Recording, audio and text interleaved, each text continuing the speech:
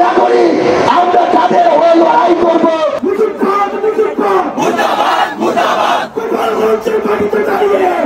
আমরা ঘোষণা করছি আমরা যদি এখান থেকে বেঁচে ফিরি তাহলে মুজিববাদের কবর রচনা করেই ফিরব, না হয় ফিরব না বলে হুঁশিয়ারি দিয়েছেন জাতীয় নাগরিক পার্টি এনসিপির উত্তর অঞ্চলের মুখ্য সংগঠক সার্জিস আলম। আজ বুধবার গোপালগঞ্জে এনসিপির সমাবেশে নিষিদ্ধ সংগঠন ছাত্রলীগের হামলার পর ফেসবুকে এই স্ট্যাটাস দেন সার্জিস আলম।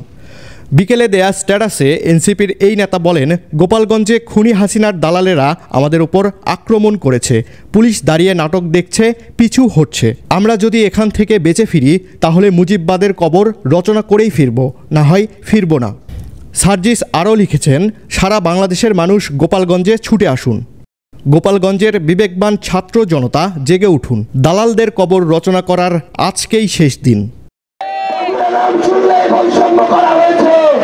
আগামীর বাংলাদেশে এই গোপালগঞ্জে যারা বিবেকবান নাগরিক আমরা তাদের হয়ে লড়াই করব এবং গোপালগঞ্জ নাম শুনলে কোনো বৈষম্য আমরা করতে দিব না।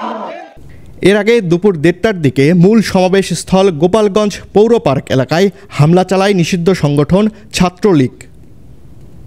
এরপর গোপালগঞ্জ সভা শেষে ফেরার পথে এনসিপির গাড়িবহরে হামলার ঘটনা ঘটে। এ সময় গোপালগঞ্জ রণক্ষেত্রে পরিণত হয়। শেষ খবর পাওয়া পর্যন্ত হামলাকারীদের সঙ্গে পুলিশের ধাওয়া পাল্টা ধাওয়া চলছে। ডেস্ক রিপোর্ট, দৈনিক করতোয়া।